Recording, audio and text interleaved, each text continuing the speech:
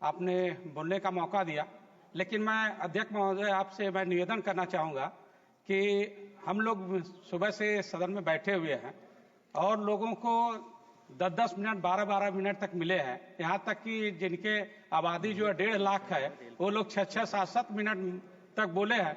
हम लोगों को 20-20 लाख की आबादी वाले जगह से आए हुए हैं, तो हम लोगों को ये समझ में नहीं आ रहा कि 3 मिनट में कहाँ से शुरू करें, कहाँ से खत्म करें। अध्यक्ष महोदय, मैं अध्यक्ष महोदय, मैं माननीय प्रधानमंत्री मोदी जी के कुशल नेतृत्व, देश की उन्नति, उनकी दूरदृष्टि और भारत को एक विकसित भारत बनाने के संकल्प और उनकी उपलब्धियों को भारत ही नहीं पूरी दुनिया में सराहना की जा रही है, उसके लिए मैं प्रधानमंत्री मोदी जी को बधाई देता हूं। अध्यक्ष महोदय, विपक्ष के साथी सुखदेव भगत जी ने एक शायरी के साथ जो है प्रधानमंत्री जी की आलोचना किया। उन्होंने कहा हजारों ख्वाहिशों से लिए, तो मैं एक उनको बताना चाहूंगा कि प्रधानमंत्री मोदी जी किसी एक व्यक्ति के लिए नहीं सोचते हैं, वो देश की 140 करोड़ जनता के लिए सोचते हैं और उनकी सोच जो है देश के प्रत्येक व्यक्ति के लिए होती है। और उनके लिए मैं प्रधानमंत्री मोदी जी के लिए उनके कविता के माध्यम से उनका मैं जवाब देना चाहूंगा, शायद उनको सारी उन बातों का उनका जवाब मिल जाए। हमारे कविता जो हमारे देश के यशस्वी प्रधानमंत्री मोदी जी पर बिल्कुल सटीक व्यक्ति है। मुट्ठी में सपने लेकर जेबों में भर कर आशाएं, दिल में है अरमान यही कुछ कर जाए। तो सूरज सा मुझ में तेज नहीं, दीपक सा जलता देखोगे, अपनी हद रोशन करने को मुझको कब तक रोकोगे, तो मुझको कब तक रोकोगे। मैं उस मिट्टी का वृक्ष नहीं जिसको नदियों ने सींचा है, मैं बंजर माटी में पलकर मृत्यु से जीवन सीखा है। मैं पत्थर पर लिखी इबादत हूँ, तुम शीशे से कब तक तोड़ोगे, तुम शीशे कब तक तोड़ोगे। मैं मिटने वाला नाम नहीं, तुम मुझको कब तक रोकोगे, तुम मुझको कब तक रोकोगे।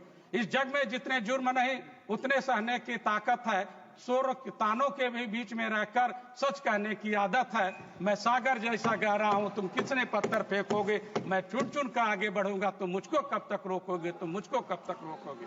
मैं झुक के मैं खड़ा हुआ, अब झुकने का शौक नहीं, अपने हाथों से रचा मैं अब मिटने का खौफ नहीं। हालातों के भट्टी में तुम जितना मुझको झोंकोगे, मैं उतना तब का सोना बनूंगा और अब आगे बढ़ता जाऊंगा, तुम मुझको कब तक रोकोगे, तुम मुझको कब तक रोकोगे। अध्यक्ष महोदय, हमारे देश के यशस्वी प्रधानमंत्री जी जब इस देश में पहली बार 2014 में प्रधानमंत्री बने, तो देश की स्थिति किसी के बारे में छिपी नहीं थी। ये देश पूरी चुनौतियों से घिरा हुआ था, लेकिन हमारे देश के यशस्वी प्रधानमंत्री मोदी जी ने सिद्ध कर दिया कि अगर जिसके पास संकल्प हो, सेवा का माध्यम हो, तो देश को कहीं से पाताल से आसमान पर पहुंचाया जा सकता है। उसके लिए हमारे यशस्वी प्रधानमंत्री जी ने प्रयास किया। आज हमारा देश जो है पहले से 14 के भारत से और 24 के भारत में बहुत अंतर हो गया। मैं अध्यक्ष महोदय, मैं कहना चाहूंगा कि कोई भी देश जो है तभी विकसित होता है जब वहां की मूलभूत सुविधाएं उपलब्ध हो और वहां का स्पष्ट दृष्टिकोण, उनका इंफ्रास्ट्रक्चर जो है मजबूत हो। जैसे रेलवे हो गए, सड़क हो गए, बंदरगाह हो गए, हवाई मार्ग के विकास के कारण संभव हुआ। इसमें सबसे महत्वपूर्ण भूमिका रेलवे की होती है। जो हमारे जो है माननीय मंत्री जी बैठे हुए हैं, उन्होंने ये बता दिया कि अगर संकल्प है और करने की चाहत है तो हम लोग जो है देश के रेलवे को बहुत ऊंचाई तक ले जा सकते हैं। लेकिन जब इनकी सरकार विपक्ष की सरकार थी, तो इन लोगों ने रेलवे के साथ जो है सौतेला व्यवहार किया। इन्होंने अपने साथियों को संतुष्ट करने में समय लगा दिया। मैं अध्यक्ष महोदय मैं कहना चाहूंगा, मैं देश के यशस्वी प्रधानमंत्री मोदी जी को धन्यवाद दूंगा कि जो रेल बजट को सामान्य बजट के साथ जो है देश के समग्र विकास के लिए शुरुआत किया। अध्यक्ष महोदय, यूपीए की धन्यवाद। नहीं अध्यक्ष महोदय, अभी हमारे क्षेत्र की समस्या मैं कहीं के बैठूंगा। अध्यक्ष महोदय, आपसे निवेदन है।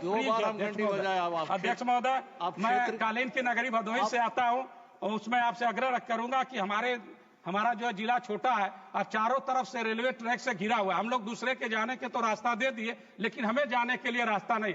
तो मैं निवेदन करूंगा कि हमें अंडरपास की जरूरत है। आपके माध्यम से माननीय मंत्री जी से कहूंगा कि हमारे यहाँ जो है अंडरपास प्रतापपुर में, ठंडा एवं रामपुर में, उग्रसेन में अंडरपास, विधानसभा हड़िया बरौत में और सराय कंसराय, हरदुआ और